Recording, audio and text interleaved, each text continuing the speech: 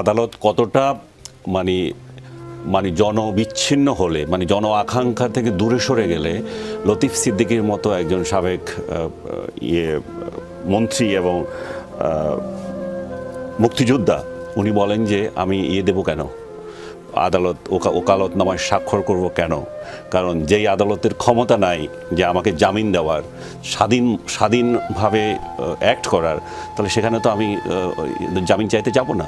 তার মানে অনাস্থা কত পর্যায়ে গিয়েছে। এবং উনি যেটা বলেছেন সেটাতে বিন্দুমাত্র ত্রুটিও ছিল না। কারণ একটা লোক জমায়েত করেছে এক জায়গায় কথা বলার জন্য, তাকে আমন্ত্রণ জানানো হয়েছে, যার সাথে তার কোনো সম্পর্কও নাই।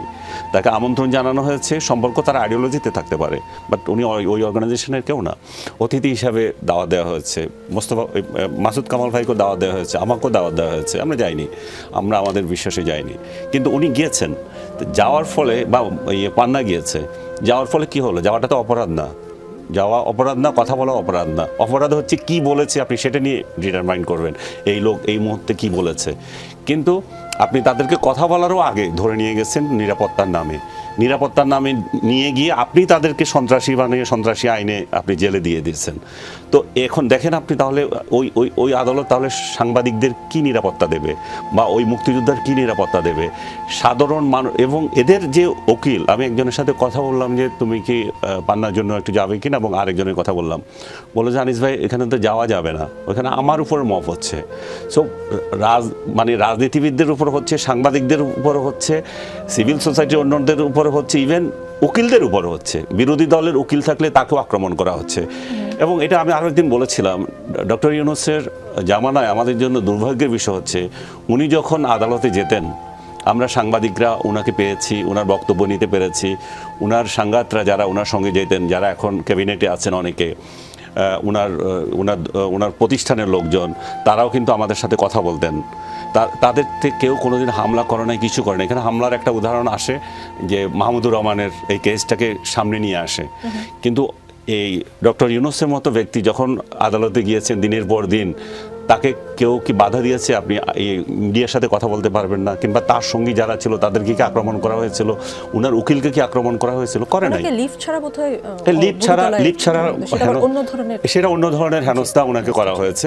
কিন্তু আপনার ওনার আইন অধিকার পাওয়া, আইনের যে বিচার পাওয়ার যে অধিকার, সেই অধিকারে তো হস্তক্ষেপ করা হয়নি এখানে। এখন উনি এমন সংস্কৃতি চালু করেছেন, উনি যেটা পেয়েছেন সেটাও উনি দিতে পারছেন না।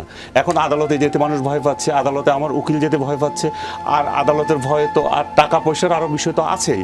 তাহলে আমরা বিচারও পাবো না, এবং ভুয়া মামলায় গ্রেপ্তার হবে, এবং সেই জায়গায় আবার আমার পক্ষে যে দাঁড়াবে তাকেও দাঁড়াতে দেবে না। তো এমন একটা সোসাইটিতে আমরা তাহলে চলে যাচ্ছি, আমরা আইন আদালত সমাজকে আমরা নিয়ে যাচ্ছি। তাহলে আবার আমরা বলি যে আমরা ইন্টারন্যাশনাল এরিনায় আমাদের নাম যাবে, আমরা মানবাধিকার এখানে খুব আছে, এখানে বাক স্বাধীনতা খুব চলতেছে। তো আপনি বুঝতে পারেন তাহলে কোন পরিস্থিতি আছে। এবং পান্না সহ যাদেরকে গ্রেপ্তার করা হয়েছে, আমি মনে করি সম্পূর্ণ অন্যায়ভাবে তাদেরকে গ্রেপ্তার করা হয়েছে। তাদেরকে হেফাজতের নামে নিয়ে গিয়ে আপনি তাদেরকে প্রটেকশনের নামে নিয়ে গিয়ে আপনি একটা সন্ত্রাসী মামলায় ঢুকিয়ে দিয়েছেন। আপনি তাদেরকে অন্য মামলা তার বাসা থেকে ধরতেন। এইরকম সন্ত্রাসীগুলো ঢাকা শহরে ঘুরে বেড়াচ্ছে, 16 জনকে আপনি পেলেন, 16 জন তো ঢাকাতেই ছিল, তাদেরকে আপনি আগে যেতেন যে আপনি যদি সন্ত্রাসের কোনো ইঙ্গিত পেয়ে থাকেন। এবং এই যে সমাবেশটা হলো, দেখেন একটা সাংবাদিক সংগঠনের কার্যালয়ে গিয়ে আপনি এখানে আক্রমণ করছেন, যেখানে পুলিশ এটা ওপেন ফিল্ড, এখানে আপনি যে কেউ যে সমাবেশ করতে পারে। সরকারের বিভিন্ন সংস্থা আছে, তারা দেখতে পারে কি আলোচনা হচ্ছে। তাহলে কারো কোনো তোয়াক্কা না করে আপনি ওখানে মবগিরি করছেন। ওখানে মতামত সন্ত্রাসী গিয়েছে, ওখানে ট্যাগ সন্ত্রাসীরা গিয়ে তার উপর আক্রমণ করছে, এবং একজন মুক্তিযোদ্ধাকে গালে জুতা মারো তালে তালে বলে এখানে দিচ্ছে। তাহলে এখানে আর এখানে তো আর বলার কিছু নেই।